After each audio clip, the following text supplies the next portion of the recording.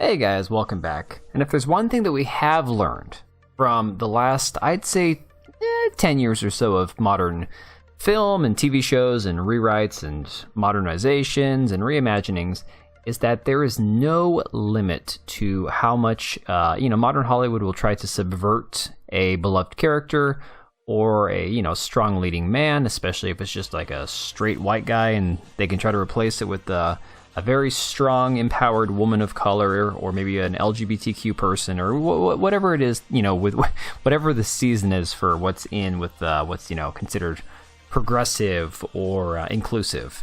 So what we've seen in the last few years, especially things like The Witcher, where they have completely destroyed Geralt's character. They haven't stuck to the source material. They have basically made the show more about the soap opera elements and the diverse cast of women rather than focusing on the main character and the things that people would actually find interesting. We've seen that with Star Wars. We've seen it with a whole bunch of other franchises like that, especially with Disney and Lucasfilms. I mean, Lucasfilm has been a really bad punching bag from Disney. It's one that's taken quite a beating, let's be honest about it. And we've seen this with Luke Skywalker on Han Solo and mentioning Harrison Ford, Han Solo.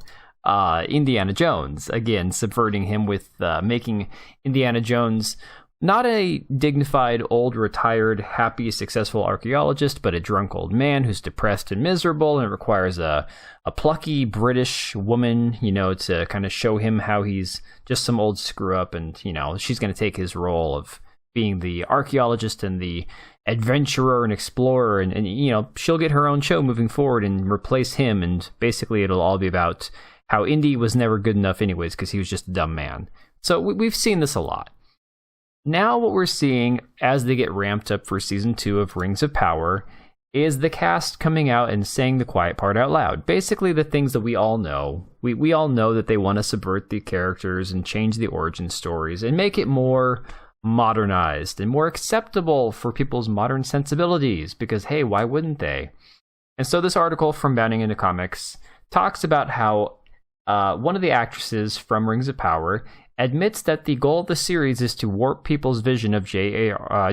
Tolkien's The Lord of the Rings. And again, she doesn't use the word warp. That is definitely artistic license that's used by the writer of this article. But the fact of the matter is that if you read between the lines, that is exactly what they're doing.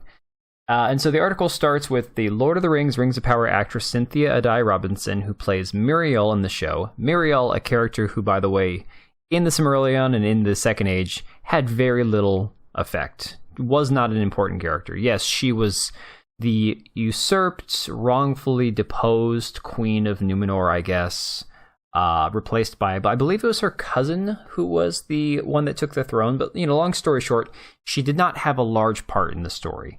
Well, because she's a woman and they cast an actress of color, they decided to focus on her rather than the actual canon that they weren't allowed to use because they didn't pay to use it. All they paid for was the appendices. Surely Amazon could have paid to use the Silmarillion. They just flat out thought that they could get away with not needing to pay for it. They thought that they could get enough out of what they had. And clearly they didn't because they had to make up a bunch of crap that nobody cared about. So during an appearance at the Monte Carlo Television Festival in June, Addai-Robinson stated that Season 1 is really about an introduction. You're setting the stage for the aspects of the story that are maybe a little bit more familiar to audiences because we do know a little bit more of these next few things that happen that will be part of Season 2. But there are a lot of people who have never read the books. They've never seen the movies, so that Season 1 setup really is, in my mind, it's really for the people who are very new to Tolkien.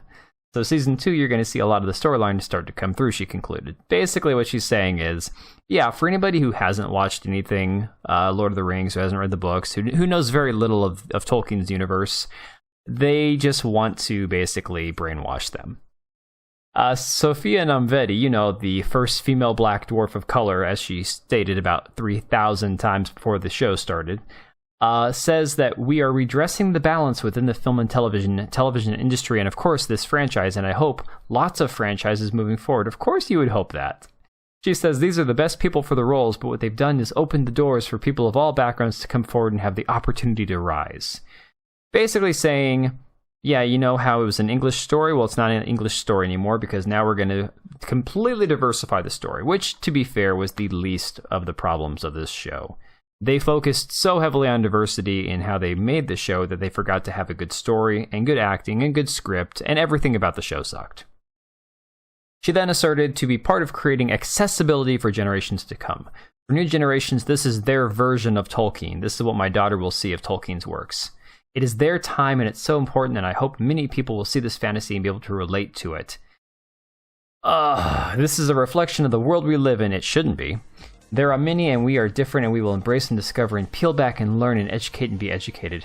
And we can only do that when we embrace and love our differences. My God, this is exhausting. How do you actually, how do you get through life talking like this? This is an exhausting way to live.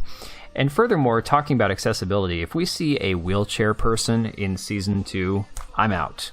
I'm going to watch Season 2 just for the hell of it because I want to see how they try to undo the damage that they have done.